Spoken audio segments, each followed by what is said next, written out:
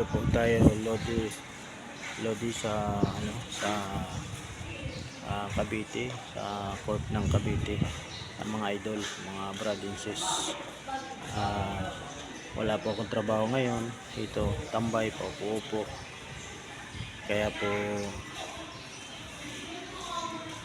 po walang magawa. Vlog lang ako. Ayan po ang mga kapaligiran ko.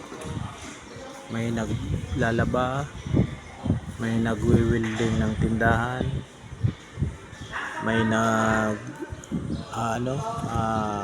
motor riders.